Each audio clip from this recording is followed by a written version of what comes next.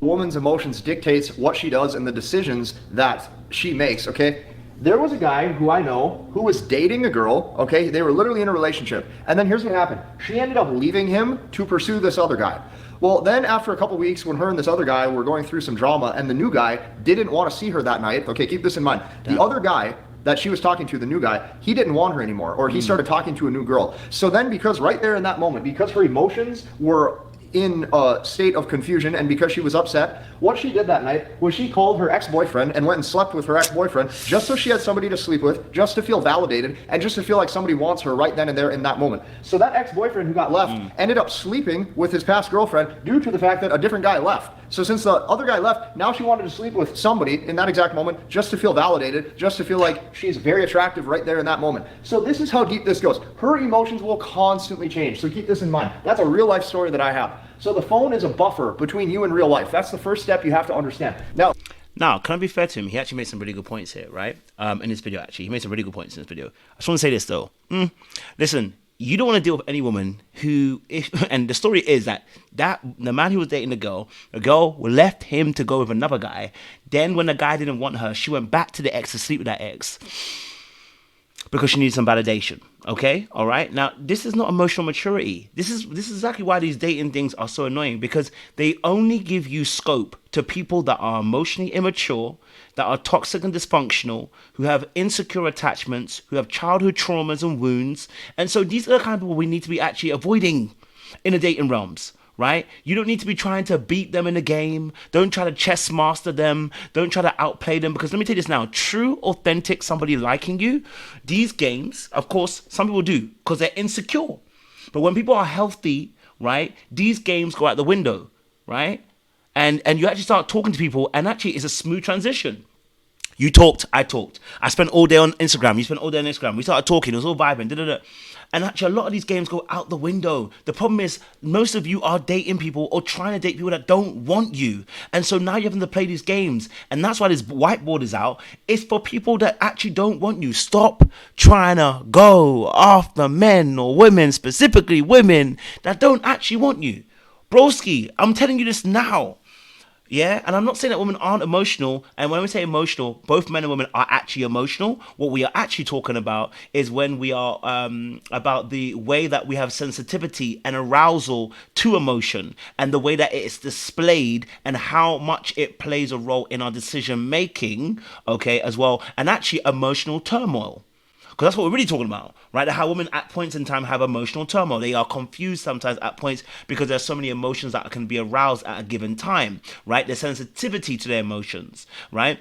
And so that's what we're talking about. But in reality of the situation, what he's describing here, it's going to end up becoming a game. So we're going to go backwards. We're going to break it all the way down. Listen, welcome to Dark Arts Podcast. You know me, I'm always here to kind of help you guys break down relationship stuff. Listen, I think Case is great. I just think there's certain things in there that I think are not going to be helpful for you in terms of having a healthy dynamic of a relationship. If you want to play games, you want to be toxic, you want to sleep with women, perfect advice. But if you are trying to actually build a healthy relationship, build that bridge. This ain't gonna be it. Or money or status, because you actually understand the right psychological frames of value that a woman is looking for. So here's what I can tell you. Stop thinking that a girl is done talking to you after not replying for a day or two. I don't care if the girl doesn't reply for 3 days, 4 days, 5 days, 10 days even. I don't care. Stop thinking that she's done talking to you because of that. Because the only thing that is going to make her actually stop talking to you for good is if you over communicate your interests by you constantly over pursuing her in different ways, when in reality, if you have a little bit more patience and realize that life is probably a lot longer than you think, you can definitely make sure that these interactions go somewhere. So here's... Let's pause right there. Good advice. This is perfectly good advice. Having patience in a dating game is a freaking one. Can I be honest? A girl that actually likes you wouldn't be playing it. You wouldn't have to wait 2 or 3 days to wait for a reply. Someone who's actually healthy. Again, and I'm going to explain this. When you yourself carry healthy traits, you operate in a span of a culture of healthy ways that you want to relate in a relationship. Your standards force people to actually either adhere or leave it alone. Right? Now, I don't know about you, but I know a woman's interest. And when I have a woman's interest, they don't have to wait 2 or 3 days when they think you're amazing. They have one conversation like, I want to talk to him. They don't wait 2 or 3 days to talk. Right? When you've got a girl that's actually interested in you, okay, all right, actually interested in you, You don't have to be trying to do the 2-3 day waiting on texts. Girls who do that are usually emotionally immature. They usually have an insecure attachment, fearful avoidant, dismissive avoidant, and that's the way that they relate to people, right? Now, of course, women have their own life, and so should you. Okay, but if we're trying to wait 2 or 3 days to talk every single time, I'm going to tell you, yeah, the interest isn't there.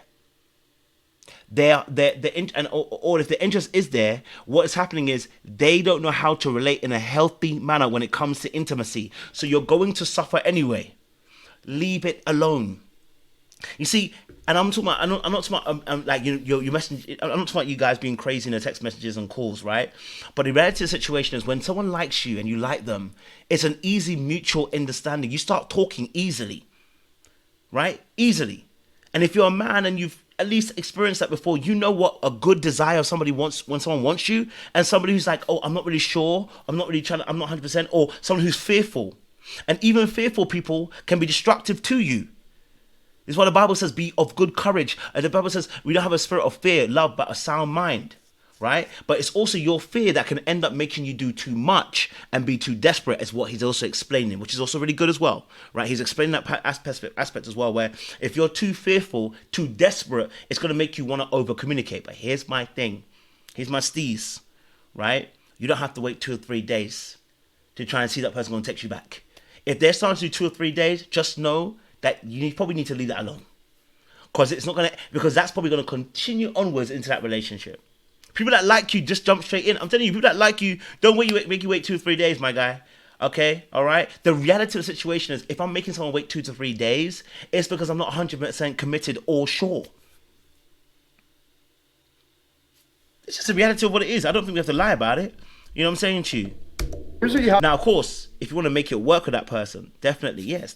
Be patient, take your time with it. And I think that's important anyway, regardless. You should always have some patience. To know about dating in general. If you have a cell phone in your hand with you and a woman, the phone is nothing more than a buffer between you and real life. This is what you have to understand. It's not real. None of it is real life. So I don't care how many hearts, okay, that you maybe get when she's hearting your messages or anything like that. I don't care how many messages she hearts. I don't care how many text messages she either sends you or she doesn't send you. I don't care, or I don't give a shit how many emojis you get. It is all fake. It's fake and it's not real life, despite how it makes you feel. So this is what you have to realize.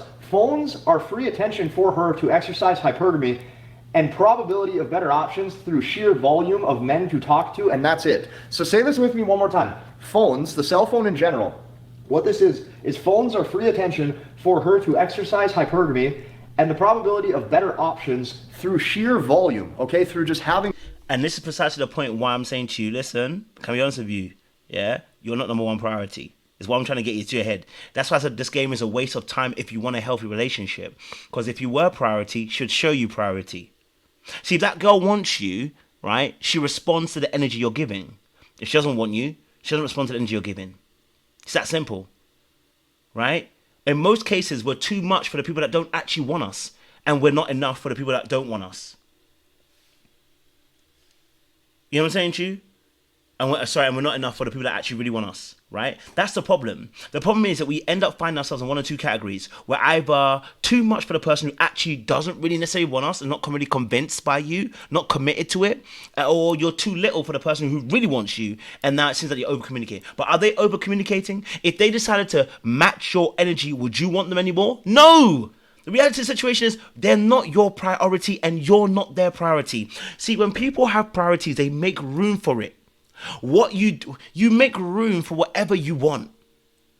And this is the problem. Most people just don't want you, and it's okay. They kind of like you, but not really 100% sure. Now, do I believe there are men who have persevered in those situations and made a woman come round? Yeah, there are. There are men like that, right? But I always say this: it's more anomalies. Okay, all right, because they usually don't end up in very healthy relationships. Okay, all right, and so I'm saying to you, listen. You know, in most cases, the women don't actually want you. So stop pursuing. Because like I said, if she really wanted you, it would have been a mutual energy already. You wouldn't have to think about all these things that are happening. You would just be you and she'd want you. Right? Now, of course, if you're texting 4 or 5 times and she ain't replied, maybe you want to leave that alone. You know what I'm saying to you? More options of guys to talk to, of men to talk to, and that's it. So what the cell phone is the cell phone is her ability to exercise hypergamy to only get the highest value fit. Well, how do you become the guy who's the highest value fit? You do this by not necessarily wanting or needing to talk to her. You do this by not necessarily caring if a week goes by and you guys don't have any communication. Because those of you who actually want to maintain relationships for months or even years with a specific woman, you are going to have to understand that the preliminary stages of dating requires one word that most men don't have, and that would be patience. Okay, you need. And that's a good point. That is a good point. Preliminary stages of dating, you're going to need some patience. It's true. It's true. I can't lie to you. You're going to need some patience. That's 100%. But like I said, you're going to know whether they want you or not by the way they're talking to you. You're going to know. You have to be able to, and one thing you need to be able to do is discern energy people give. This is the reality of the situation. Discern the energy people give. You know that person, the reason why you're overcommitting is because that person's undercommitting. Yeah? The reason why you're undercommitting in most cases is because they're undercommitting. It's because you know they're not giving you what you want. They're not giving you what you want. The reality of the situation is that they're not. So pull back. If that changes things, okay, cool. Maybe you were a bit too vivacious. Or if you find yourself in a hot and cold situation where the person wants to go in and out, you know you're in a game. Stop playing, right? She's not the one, right? A level of consistency is so important. Need some patience. So her phone replies are guided based on three things and three things only. When she replies to you, whether she does or whether she doesn't, it is guided based on these three things. Number one, how the text message that you sent made her feel in that exact moment, okay? Because keep in mind, her feelings could change, and then in a day or two, she might not care if that wasn't the best text, and then all of a sudden she replies to you. Number two, how her mood is at that exact moment. Maybe there's other life circumstances and factors going on that dictates her mood and dictates the priority level of if she cares to reply to that text message or not. And number three, how other men are currently making her feel. So to give you a real life story of how much a woman's. And that leads us back up to our point of what we started the video. And so I want to end it here because I'm going to do a second part of this where I'm going to talk about the games that women play with the text aspect, right? And I'm going to tell you this now. Whenever a woman does hot and cold, stop playing. You call it out and you say, listen, you're inconsistent at the moment with your communication. This is not how I want to operate in my kingdom. And you have to say, literally, don't say literally kingdom, but you know how I operate. You've seen how consistent I am with my messaging. This is how I expect people to behave. If you're unable to do that, I'm gonna have to leave this. I'm gonna have to leave you, and keep it that simple. See, you don't have to do too much. Playing this game of, and I'm going to mirror you, I'm going to also avoid you too, it's all long because it doesn't build healthy relationships. All it does is that you may attract that person, you may even get in a relationship with that person, but there's always going to be a distrust. There's always going to be a game you're always playing. You're always going to be on your toes, and actually nobody can rest. And relationships should be a place where you can actually rest. Doesn't mean get lazy, it means be able to rest. You're never going to be able to rest if you always know you have to always play this hot and cold game with your partner. People get tired of that, right? Okay, so we're going to talk about that as well because that doesn't lead to a healthy, again, dynamic of relationship. It works to attract men because men who are toxic and men who are dysfunctional and men also who don't have a good consistency, men who are emotionally unavailable, men who don't have a good grip of their wants and their needs, play this kind of game. But we're going to discuss this in the second part, okay? So make sure you guys like, subscribe, click on that bell button for notification of the uploads. Appreciate you guys. Lots of loaded. We'll see you again soon on DarkArts Podcast. Listen, don't forget, reach out to me if you want some coaching. We do some healthy breakdowns. Now, we do a lot of working behind the scenes and going back into the childhood traumas because, let's be honest, the reason why we're responding to women like this is because of childhood trauma. All right? Appreciate you guys. Lots of loaded. We'll see you again soon.